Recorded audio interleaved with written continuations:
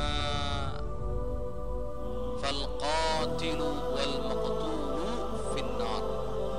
Kalau ada dua orang muslim bertemu dengan pedangnya masing-masing,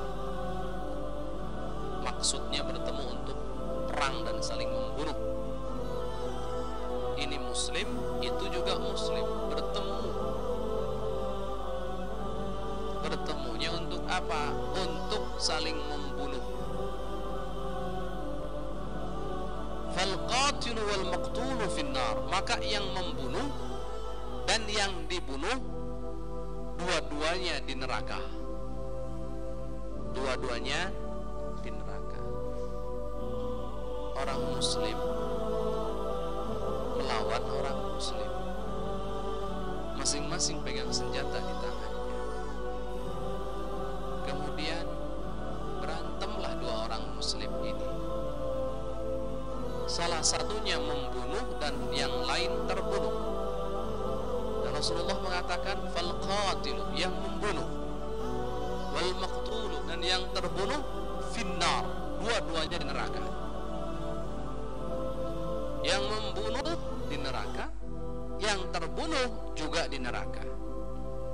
Qultu, maka aku berkata, ini dari Abi Bakrah, beliau berkata, bertanya kepada Rasulullah SAW, ya Rasulullah, wahai Rasulullah, hadzal qatil, ini adalah pembunuh, maksudnya begini, ya Rasulullah, yang membunuh sudah jelas kenapa ada di neraka,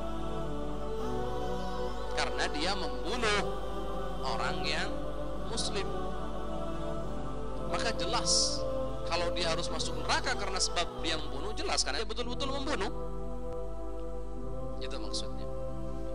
Fama balul maqtul, bagaimana dengan nasibnya orang yang dibunuh, kenapa harus ke neraka juga? Itu maksudnya.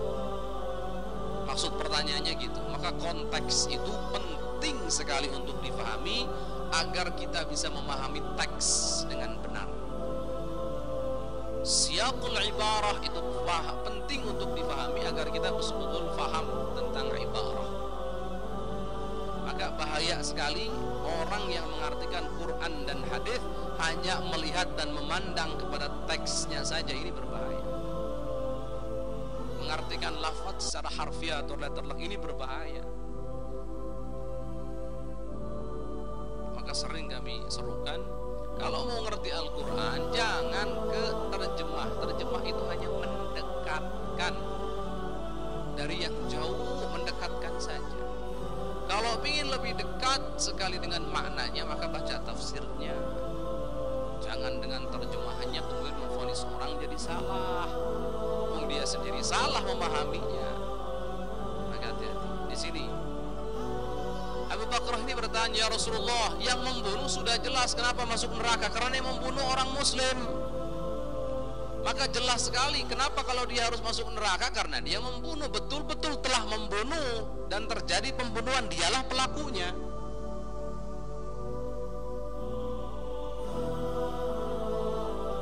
Fama balul maqtul, bagaimana dengan nasib orang yang dibunuh ya Rasulullah?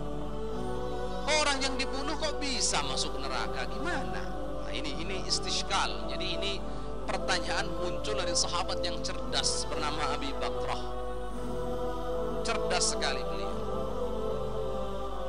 Jadi beliau ini tanda bahwasanya beliau sangat paham tentang agama, dan beliau paham orang yang membunuh kaum muslim itu tempatnya di neraka. Jahannam jazanya, tempatnya di neraka. Tapi kenapa orang terbunuh juga tempatnya di neraka? Ini pertanyaannya, kenapa yang terbunuh juga tempatnya di neraka? Padahal dia terbunuh, tidak membunuh saudaranya, tidak, dia terbunuh. Apa jawaban Rasulullah? Rasulullah menjawab, innahu, sesungguhnya dia yang terbunuh, kana harisan ala qatli sahibihi, itu punya niat atau i'tikad yang kuat, keinginan yang kuat, betul-betul kuat. Dia itu punya keinginan ingin membunuh saudaranya sama. Jadi gini gambarannya, dua orang bertemu, ini muslim, masing-masing pegang pedang. Pegang pedang ini tanda kalau orang nggak niat bunuh ngapain pegang pedang, kan begitu. Sekarang ini bertemu dua orang, muslim, masing-masing pegang pedang, itu tanda ini pengen bunuh, ini pengen bunuh. Yang A pengen bunuh si B, yang B pengen bunuh si A, begitu. Terjadilah perkelahian. Kemudian contohnya si A berhasil membunuh si B, si A membunuh dan si B adalah yang dibunuh, korban yang terbunuh. Si A yang membunuh tempatnya di neraka jelas karena dia telah menghilangkan nyawa orang muslim tanpa haknya. Tapi si B ini yang terbunuh kenapa ada di neraka? Kata Rasulullah, karena si B ini juga punya etikat, punya keinginan yang sangat kuat di dalam hatinya, pengen membunuh si A. Hanya karena nggak kesampaian saja, keburu terbunuh gitu. Maka sebetulnya dia tempatnya juga di neraka.